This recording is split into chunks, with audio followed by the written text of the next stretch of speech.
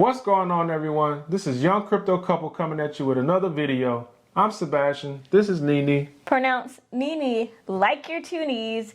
And remember, guys, we are not financial advisors whatsoever. He's just a man and I'm just a lady who studies crypto daily. So please, please, please do not buy or sell based off anything in this video. Make sure you do your own research. So let's get to it.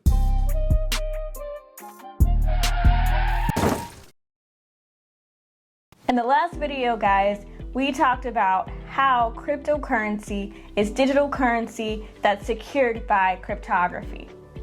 And I bet you're wondering, what is cryptography?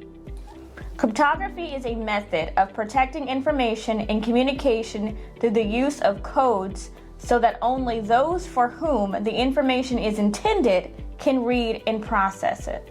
And again, that sounded complicated.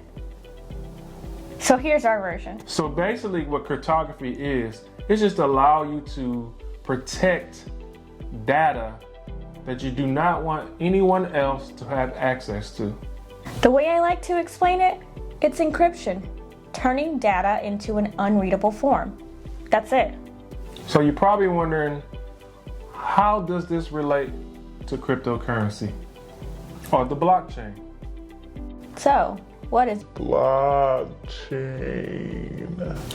A blockchain is a digital record of transaction. The name comes from its structure, in which individual records, called blocks, are linked together in a single list called a chain. Blockchains are used for recording transactions made with cryptocurrencies, such as Bitcoin. And thanks to blockchain, cryptocurrencies are immune to counterfeiting, don't require banks, and are protected by strong and complex encryptions and algorithms. So that was a summary of what blockchain is. So now we're going to dive a little bit deeper and look under the hood and see what's really inside the blocks. In each block, it contains data, hash, and the previous hash. The data that is stored depends on the type of blockchain it is. For instance, Bitcoin's blockchain data shows the detail of a transaction, i.e. the from, the to, and the amount of coins. The hash is just a bunch of numbers and letters and can be compared to a fingerprint. It's always unique, and it identifies the block and all of its contents. And the last thing that's on the block is the previous hash, and this is what makes the chain of blocks.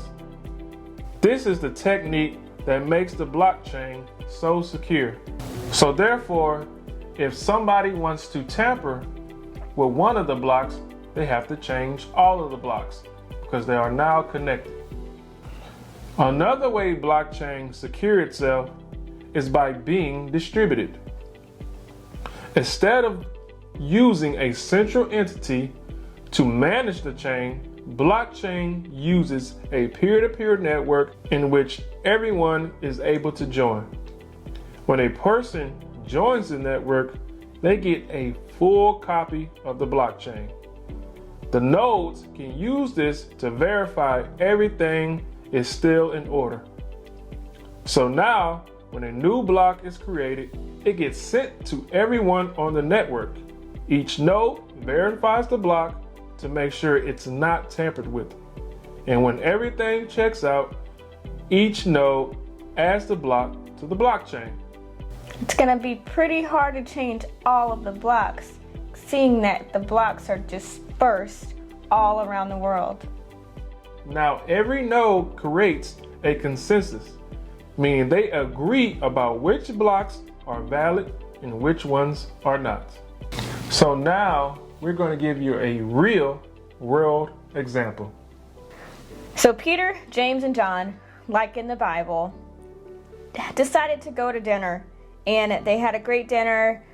The bill turns out to be 9 Bitcoin. John says, hey, I'll pay for it. As long as you guys can agree to send me 3 Bitcoins each, we can just split the tab.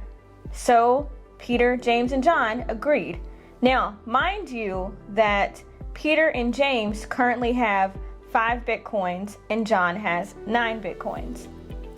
Peter sends John 3 Bitcoins, and this particular transaction is now recorded on a block, along with John's now 12 Bitcoin, Peter's 2 remaining Bitcoin, and James' 5 Bitcoin. James now sends John 3 Bitcoin. This transaction makes up a new block and is recorded on this new block, along with John's now new balance of 15 Bitcoins, Peter's 2 Bitcoins, James' 2 Bitcoins. These blocks hold transaction details as well as how many Bitcoins the friends own. This chain of blocks is called a ledger and is shared among all the friends, which acts as a public distributed ledger.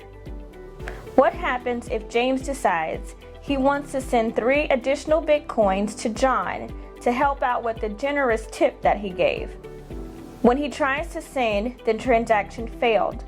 This is because all of the friends have a copy of the ledger and sees that James only has 2 Bitcoins. So his friends will flag it as invalid. A hacker cannot alter the data on the blockchain because each one has a copy of the ledger. And the data in the blocks are encrypted, which we just talked about. So I know that may seem like a lot of information, or maybe not. Hopefully we simplified it enough for you to understand. If not, make sure you put it in your archive and maybe watch it later. Just like a phone, we don't know the ins and outs of how it actually functions, but we do know how to use it. You know how to use it to call our family members, how to play games on it, how to get on social media. So we know the use. We can get everything we need out of it in the same way with this crypto market. If you know the basics of this market, that's a start. You can always go back and watch some of our videos because we will put out more videos on different topics and get information. There's plenty of other videos out there you can watch and get information as well. We're only here to help you guys to understand and navigate this market. That's what we're here for. Yeah. So guys, we want to leave you with this scripture. 1 Timothy 6:17 through 19 says, "Instruct those who are rich in this present world not to be conceited or to fix their hope on the uncertainty of riches, but on God, who richly supplies us with all things to enjoy. Instruct them to do good, to be rich in good works, to be generous and ready to share, storing up for themselves the treasure of a good foundation for the future, so that they may take hold of that which is life indeed." I know you guys are wondering why we always put scriptures at the end of our videos. Isn't this supposed to be about crypto and making money? Well, of course, yes, it's about crypto, but for us, it's also about God. And we want to make sure that we get the message out about Christ. Even though we love to talk about crypto and talk about all the fabulous things that it can do for us, we also want people to know who their creator is. And the importance of having a relationship with him. So thank you for taking the time and watching the video all the way through. And please make sure you hit that subscribe button, hit the like button, and ring that bell so you can always be notified when we drop content. So thank you. We love you. And we're out.